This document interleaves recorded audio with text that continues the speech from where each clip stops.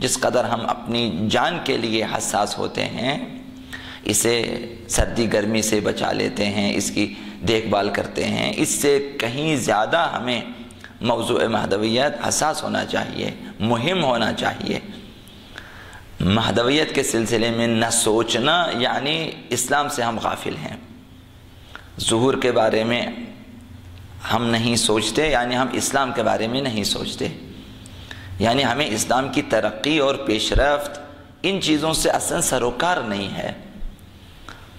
تو لہٰذا سچے منتظرین کی صفات میں یہ حساسیت اور یہ اضطراب اور یہ شعور و شغف اور یہ عشق و محبت ہے جو کہ ایک سچے منتظر کو آرام سے غفلت کی نیند سونے نہیں دیتے۔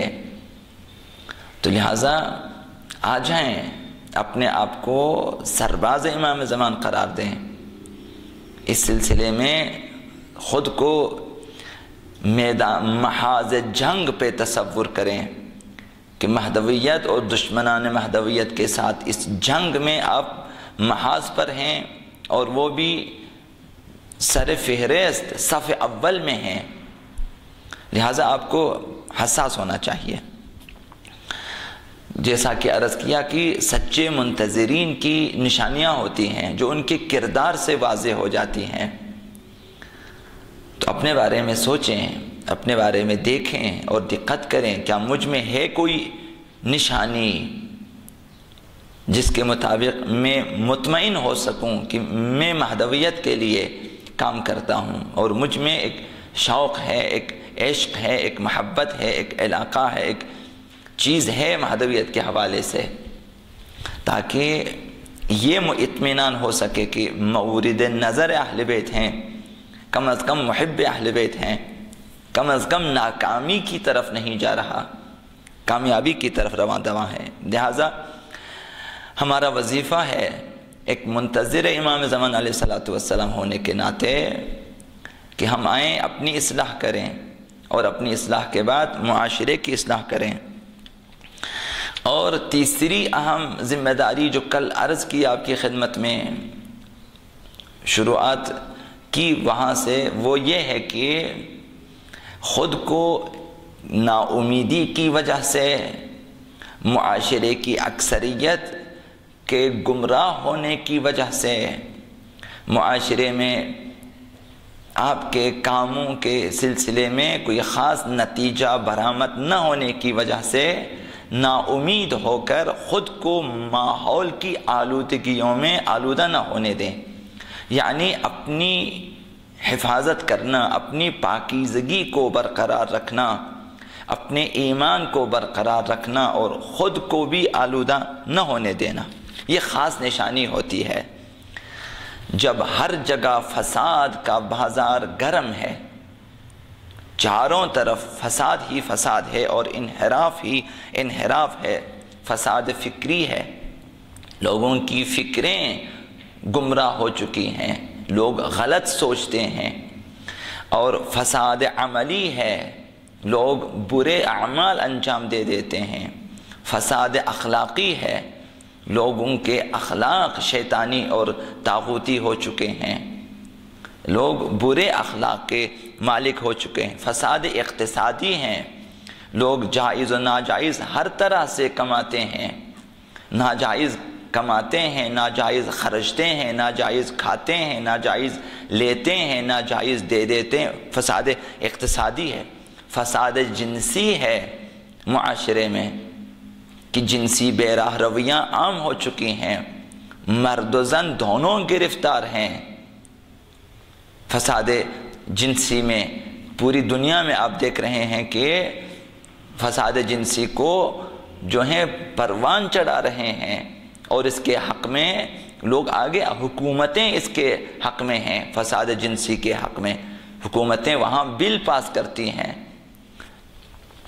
جس طرح سے ابھی آپ حالات حاضرہ کے حساب سے دیکھیں گے کہ ہم جنس گرائی کے بارے میں قانون پاس کیے جا رہے ہیں، اور اسی طرح سے مختلف فسادات عام ہو چکے ہیں معاشرے میں۔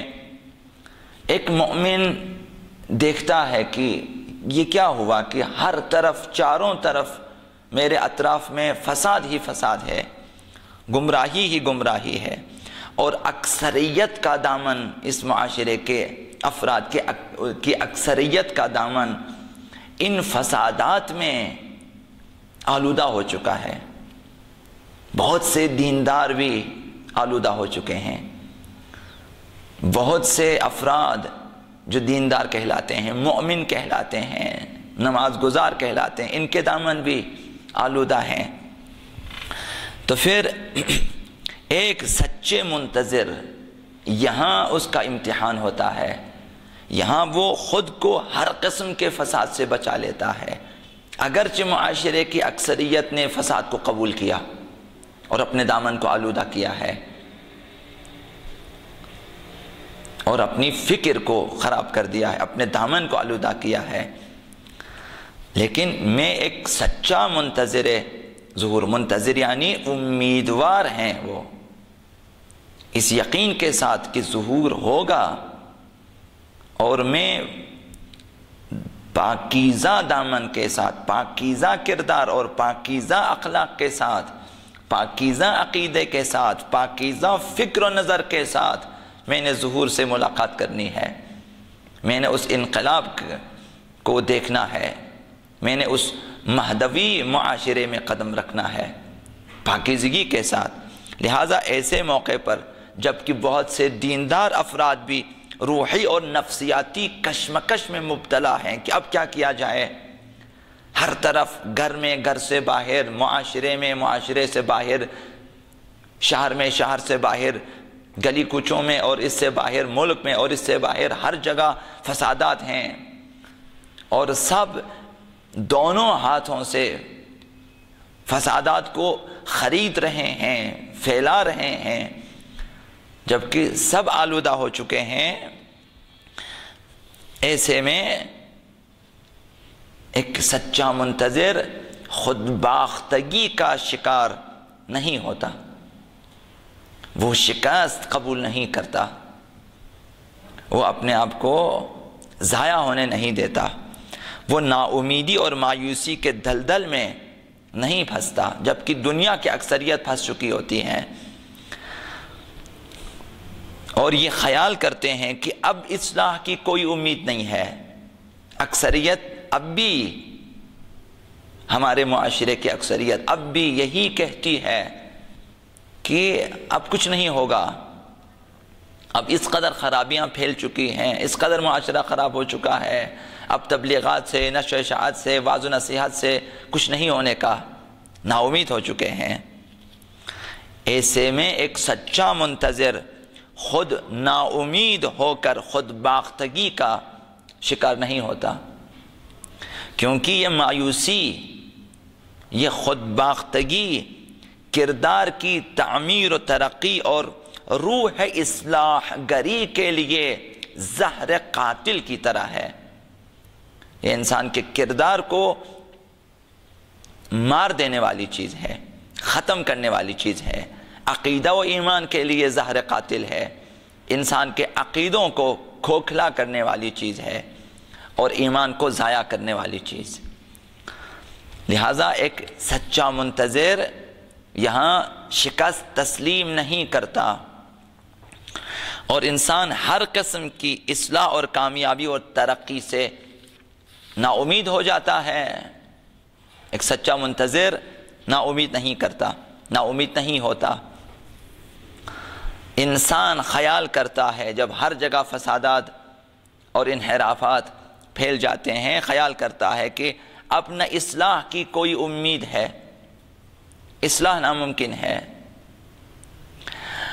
اب حالات سدھرنے والے نہیں ہیں، نہ ہی کسی انقلاب کی کوئی امید ہے، بلکہ حالات بد سے بدتر ہو جائیں گے۔ لوگ اس طرح سوچیں گے۔ اب اگر ہم اپنے دامن کو بچائے رکھیں، آلودہ نہ ہونے دیں، یا اپنی شخصی اور سماجی اصلاح کی کوششوں کو جاری رکھیں، تب بھی کوئی فائدہ نہیں ہے۔ یہ خود باختگی ہے۔ حالات کو دیکھ کر ہم لوگ یہ فیصلہ کریں کہ اب کچھ نہیں ہونے کا، لہٰذا اصلاح کی کوشش بھی نہ کریں، اپنی اصلاح کی کوشش بھی نہ کریں، معاشرے کے لیے بھی کچھ نہ کریں، یہ خود باختگی ہے۔ یہ سوچنا شروع کر دیں کہ معاشرے کی اکثریت آلودہ ہو چکی ہے، گناہ میں اور فساد میں مبتلا ہو چکی ہے۔ اب اگر ہم اپنا اصلاحی کردار جاری رکھیں تو رسوائی ہوگی، چونکہ ناکامی ہے۔ انسان یہ خیال کرتا ہے ایک دن وہ آتا ہے کہ جب انسان تبلیغ کے لیے اقدام کرتا ہے، نشر و اشاعت کے لیے اقدام کرتا ہے، جب معاشرے کی اصلاح کے لیے قیام کرتا ہے، تو آج وہ حالت ہے کہ لوگ رسوائی کا خوف رکھتے ہیں کہ کہیں ہمیں شرمندگی نہ ہو جائے، کہ لوگ ساتھ نہ دیں، لوگ تعاون نہ کریں، لوگ ہماری محفلوں میں شرکت نہ کریں، لوگ ہمارا ساتھ نہ دیں، اس وجہ سے ناکامی ہوگی۔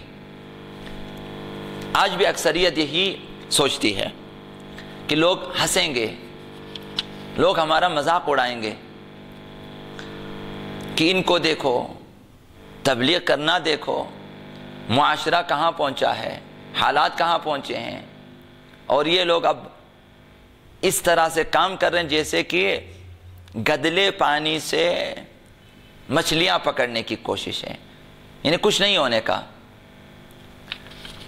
اس خوف میں مبتلا ہو جاتے ہیں۔ اب تو حالات کا تقاضا یہ ہے کہ خواہی نشوی رسوا ہم رنگ جماعت شو، کہ اگر رسوا نہیں ہونا چاہتے، معاشرے میں اگر بے عزتی نہیں ہونا چاہتے، تو لوگوں کے ہم رنگ ہو جائیں، ہم صدا ہو جائیں، ہم قدم ہو جائیں، لوگوں کے ہاں میں ہاں ملائیں۔ اب بھی بہت سے افراد جو کہ ظاہراً مؤمن ہیں، ان کی فکر یہ ہے کہ ہم رنگ جماعت شو، لوگوں کا ساتھ دیں۔ لوگ بگڑتے ہیں، تم بھی بگڑ جائیں، لوگ خراب ہو جاتے ہیں، تم بھی خراب ہو جائیں۔ لہذا اب ایک ہی چیز منتظرین امام زمان کو، منتظرین ظہور آقا امام زمان علیہ السلام کو بچا سکتی ہے، ایسے حالات میں اور آلودہ ماحول میں غارق ہونے سے محفوظ رکھ سکتی ہے، وہ کیا ہے؟ وہ غیر متزلزل عقیدہ ہے، محکم ایمان ہے، اور وہ امید ہے جو منتظرین کے دل میں ہے کہ ایک دن ضرور مہدی زہرا سلام اللہ علیہا کا ظہور ہوگا اور ہم کام آئیں گے، ظہور میں ہمارا حصہ ہوگا اور ضرور ہوگا یہ ظہور۔ یہ امید، یہ عقیدہ اور یہ ایمان منتظرین امام زمان کو یہ چیزیں بچا سکتی ہیں اس دور کے آلودہ ماحول سے۔ دنیا اس وقت ہستی ہوگی مگر ایک سچا منتظر پرواہ نہیں کرے گا، دنیا مذاق اڑائے گی مگر وہ پرواہ نہیں کرے گا۔ وَلَا يَخَافُونَ لَوْمَةَ لَائِمٍ، دعائے ندبہ میں بھی یہ جملہ ہے، قرآن میں بھی آیا ہے کہ مؤمنین واقعی، منتظرین واقعی کی خصوصیت یہ ہے وَلَا يَخَافُونَ لَوْمَةَ لَائِمٍ، ملامت کرنے والوں کی، ملامت کی پرواہ نہیں کریں گے۔ تو یہ اپنے اندر پیدا کریں۔ یہ اس وقت ہے جب عقیدہ پختہ ہو، ایمان مستحکم اور پر امید، یہ چیزیں انسان میں وَلَا يَخَافُونَ لَوْمَةَ لَائِمٍ کی صفت کو پیدا کرتی ہے، اور انسان اس منزل پہ آ جاتا ہے جو کہ ائمہ اطہار کی خصوصیات میں سے ہیں، وَلَا يَخَافُونَ لَوْمَةَ لَائِمٍ۔ انبیاء اس طرح کے ہوتے ہیں، اولیاء اس طرح کے ہوتے ہیں۔ دنیا ملامت کرے، ہمیں دنیا سے کیا، وہ غلط راستے پر ہیں، ہم غلط راستے پہ نہیں، انہیں نتیجے کا نہیں معلوم، ہمیں معلوم ہے، انہیں کوئی امید نہیں ہے، ہم امیدوار ہیں، وہ عقیدہ نہیں رکھتے، ہم عقیدت مند ہیں، وہ ایمان نہیں رکھتے، ہم مؤمن ہیں، لہذا فارق ہیں. ایک سچا منتظر خود باختگی کا شکار نہیں ہوتا. یقین ہے اسے کہ دنیا کی اصلاح ہوگی، اس سے بھی اگر دنیا کی حالت بدتر ہو جائے تب بھی اس کی اصلاح ہو کر رہے گی اور تمام فسادات کا خاتمہ ہو کر رہے گا، تمام ظلم و ستم کا خاتمہ ہو کر رہے گا. یہ امید اپنے اندر زندہ رکھیں، اس امید کو، تاکہ سچے منتظرین کی صف میں شامل ہو جائیں. درن کشتی درا پادر رکاب ماست دریاہا. اس انتظار کی کشتی میں، اس امید کی کشتی میں داخل ہو جائیں، اس مہدویت کی کشتی میں داخل ہو جائیں. پادر رکاب ماست دریاہا. پھر دریا آپ کے اختیار میں ہے، دنیا آپ کے اختیار میں ہے. مت ارسز موج بسم اللہ مجریہا و مرساہا.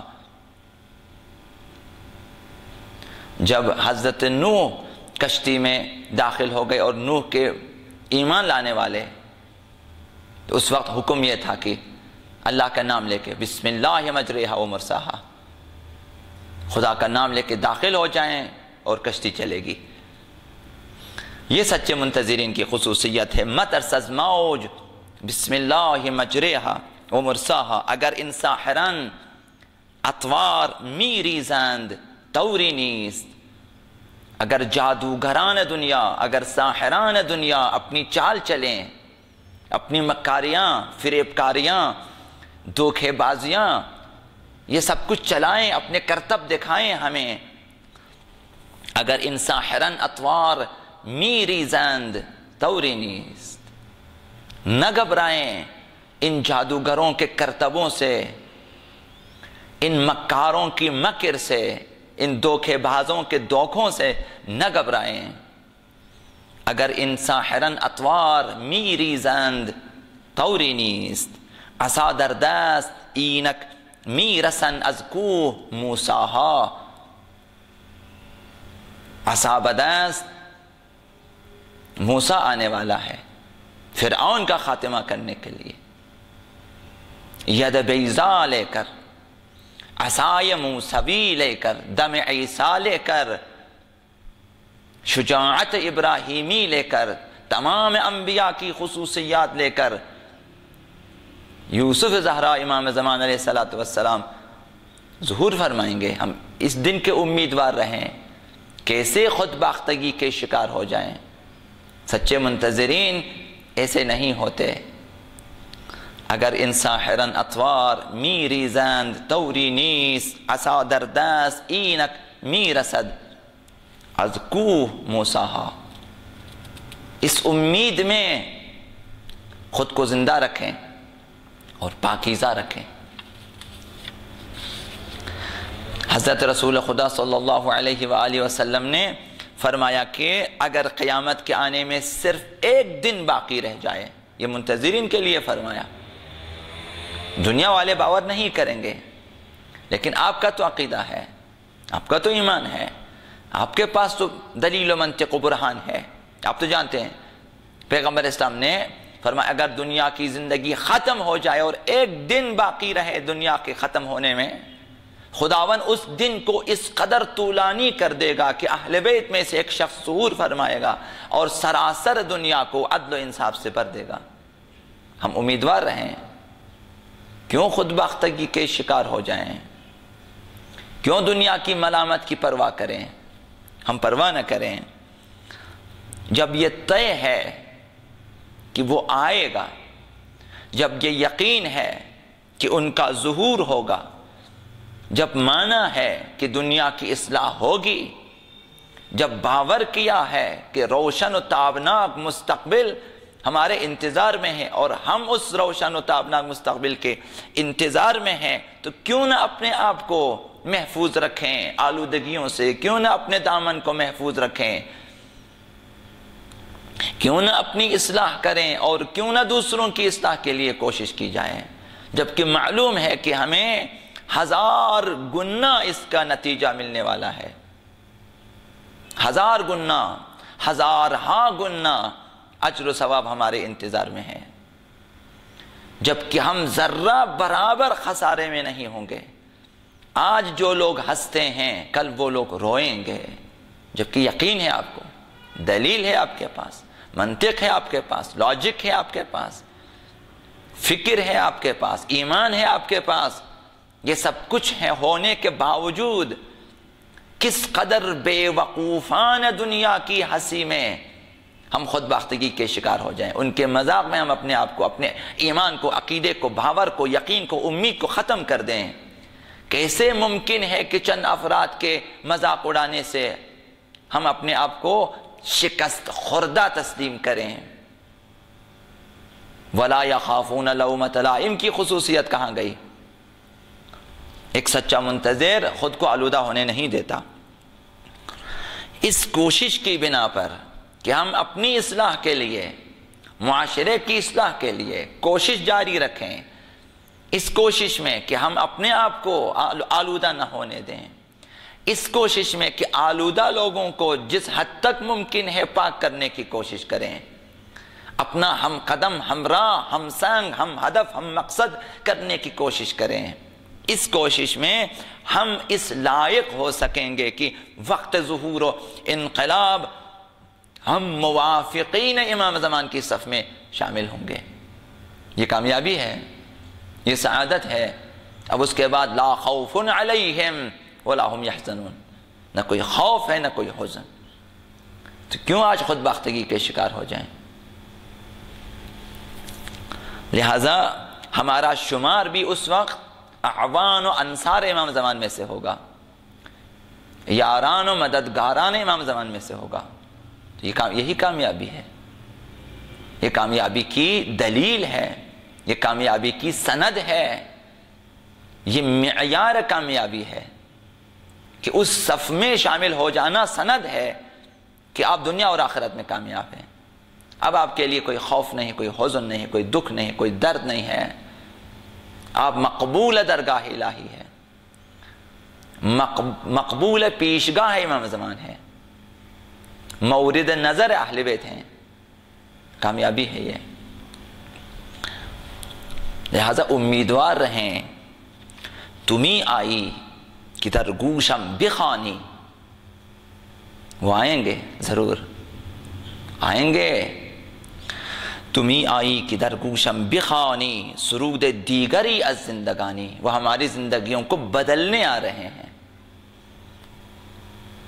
اس رنج محن اور تکلیف و فسادات سے بری زندگی کو بدلنے کے لیے ہے۔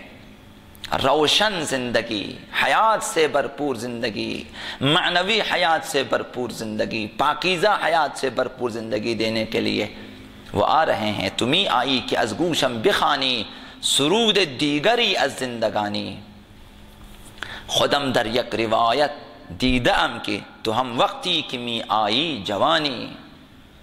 وہ جوان ہو کے آتے ہیں، دل جوان ہے، جسم جوان ہے، فکر جوان ہے، آرزو جوان ہے، امیدیں جوان ہیں، ہدف جوان۔ امام زمان اس طرح سے آئیں گے، جب وہ آئیں گے بھرپور جوانی لے کر آئیں گے، جوان ہو کر آئیں گے، وہ جوانوں کو لے کر آئیں گے۔ تو ہم کیوں خود باختگی کے شکار ہو جائیں؟ ہم کیوں اس دن کے منتظر نہ رہیں؟ کیوں اپنے آپ کو آلودہ ہونے دیں؟ کیوں نہ اصلاح کی کوشش، بے شک ایک نفر کی کیوں نہ ہو اصلاح کی کوشش کریں، کم از کم خود کو خراب نہ ہونے دیں۔ یہ کامیابی ہوگی ہمارے لیے۔ لہذا